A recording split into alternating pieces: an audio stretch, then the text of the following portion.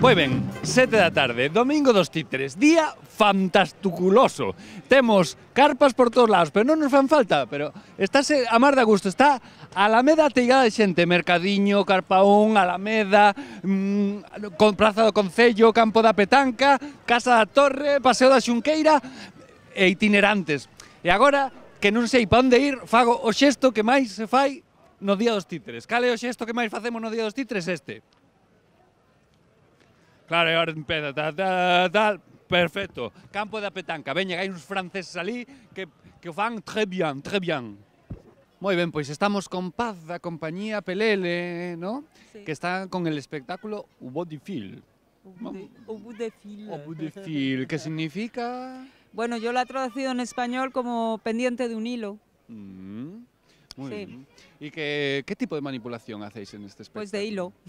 Todo de hilo. Por eso hemos hecho ese pequeño juego de palabras. ¿De dónde venís? Con este nombre...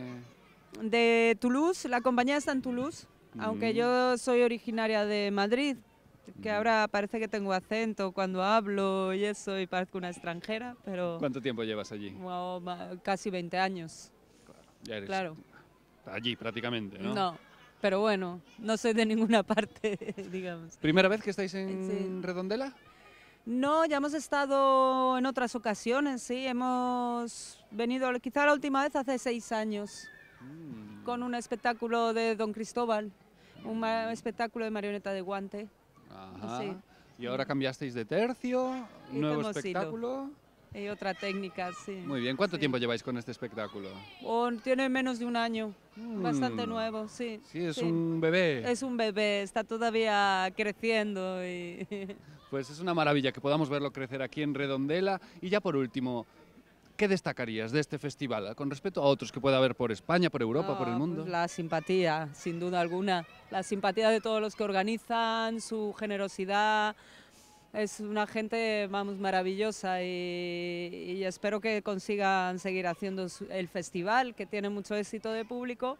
Y bueno, la verdad es que siempre es un placer venir aquí.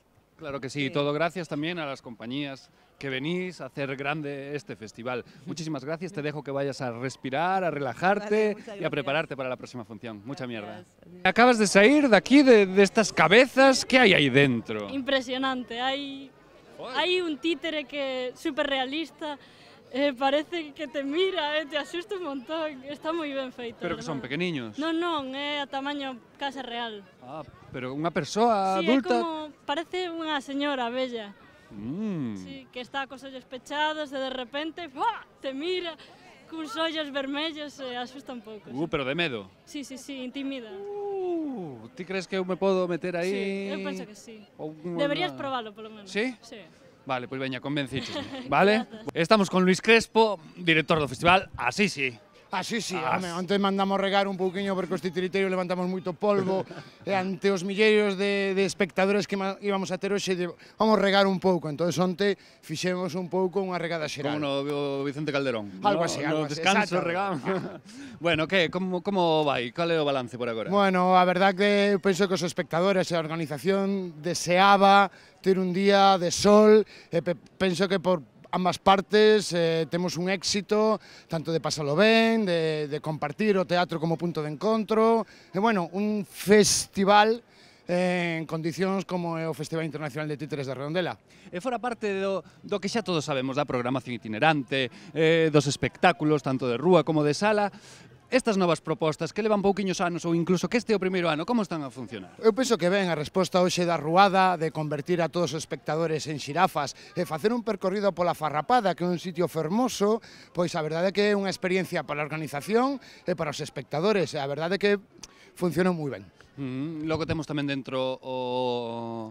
Exactamente, A temos unha exposición. exposición interactiva onde pensamos que tamén un sitio onde se expón tamén pode ser un sitio de xogo, non están reñidas ambas cousas. Temos tamén o deixa autorrecado para títeres desde abajo, é dicir, todo o mundo escribe unha frase e agora vamos a coller esta pancarta, vamos a enrollar e eles están esperando, que xa falamos con eles. Fantástico, pois nada, vou vos deixar porque supoño que ainda non rematou isto. Espero que xa queda pouco, temos a función de sala, e despois xa concerto final, e despois, pois bueno, a ver se descansamos un pouco, comemos algo e vivimos. Disfrutar da resaca. Algo así, algo así. E a prepararse para o ano que ven, porque isto ten que ir así, non? Bueno, ti xa sabes que como Atlético de Madrid vamos edición a edición. Non teño capacidade ahora para ver a vindeira. Vamos a pechar esta con amor, con ilusión.